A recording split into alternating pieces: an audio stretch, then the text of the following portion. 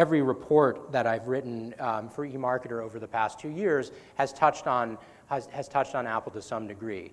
Now, as far as I know, none of that has had much of an impact on Apple.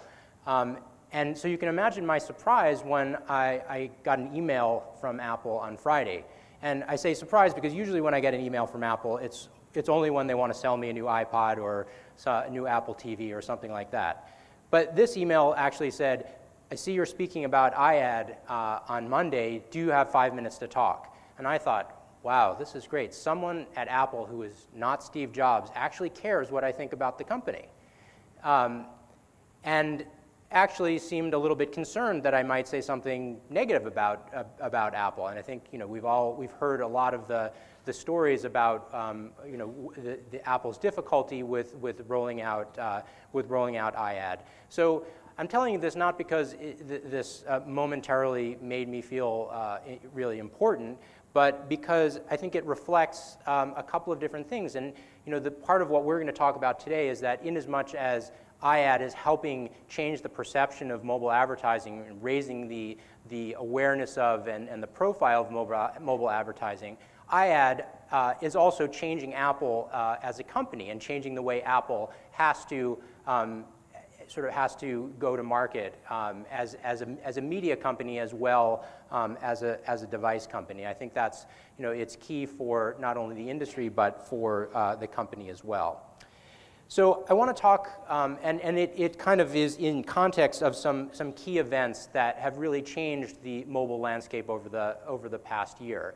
I don't like to ever talk about the year of mobile, but I do think the past year has really been a watershed year in terms of the mobile space and in terms of the way in which it's changed the mobile landscape, for both devices and for advertising. And all of these events that I'm going to talk about, five key things here, have changed the way, have made mobile a more viable and even a more necessary advertising channel. So if we remember back in November 2009, the year ended with Google's acquisition of AdMob, $750 million. And reportedly, part of that high price tag was what was required for Google to outbid Apple, which was also interested in acquiring AdMob.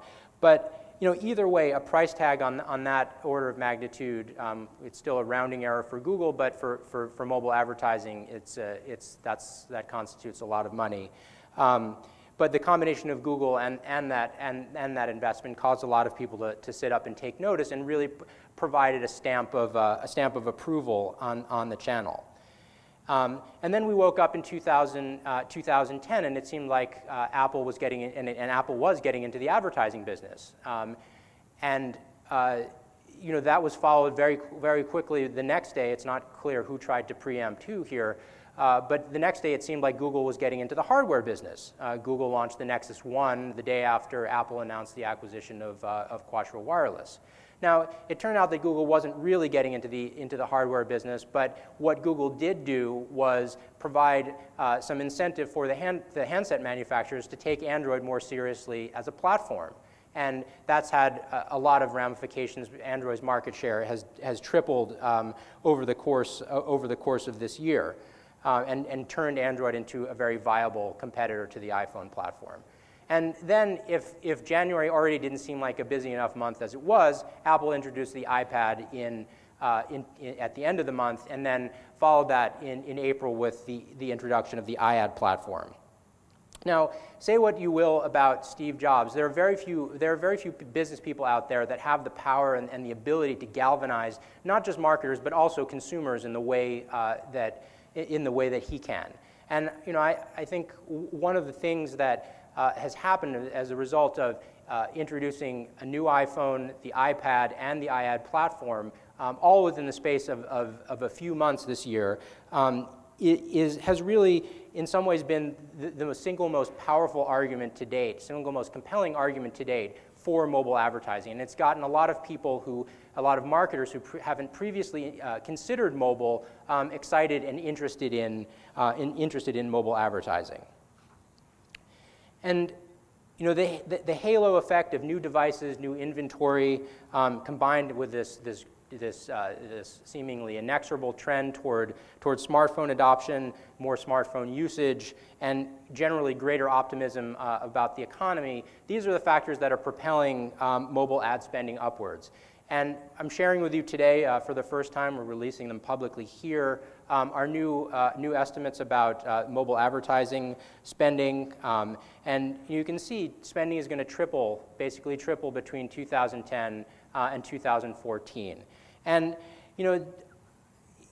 mobile is growing very fast. It's still considered an emerging medium in many ways. And it's worth keeping in mind, our own estimates, for online ad spending, 25 billion in 2010, 36 billion in 2014. So as fast as mobile is growing, it's still small relative to other channels. But again, if we remember how long it took the internet to become efficient in terms of the advertising spend with the amount of time that people spend with the internet, mobile is going to go through a similar process. Now, unlike online advertising, unlike other traditional advertising, which saw some pretty steep spending declines in 2009, mobile was really hardly in need of a bounce back. It grew ad spending grew about 30% in a very tough year. But growth in 2010 is setting up to be significantly stronger, spurred not only by, again, the sort of cautious attitude of improvement towards the economy, but also this new dynamic in the mobile space. And this increase has also led us to raise our estimates relative to the forecast we put out around the same time last year. So for every year here from 2010 through 2014, our estimates are up on the order of 25 to 30% each year. And another key factor here is really that the focus of mobile advertising is shifting. As you start to have more capable devices, faster carrier networks, more ubiquitous broadband, richer ad units, and generally increasing marketer awareness of what you can do with the channel, these are the factors that are really shifting the focus of mobile advertising and mobile campaigns more towards the top of the purchase funnel. So not only can marketers now deliver the kinds of immersive experiences that you can get with iAd and other rich media advertising, but I think the other key factor is here that consumers are increasingly more receptive to these types of experiences as well. And this is a shift that's been underway on the desktop for a very long time. And over the next 5 years, we're going to see a similar evolution with the rich media mobile ads that are proliferating today. So in the next 5 years, we're going to see more interactivity, more higher powered creative, and perhaps even more emotion in our mobile advertising. And Apple has really played a very key role in this shift. I've interviewed a lot of industry executives over the past 2 months. Some of them are in the room today. And the one thing that they could all agree on, including some of Apple's competitors, was that iAd and Apple and iAd have had have been tremendously beneficial for mobile advertising in general. Some of that has been direct in terms of spending on iAd inventory. I'll talk about that in a second.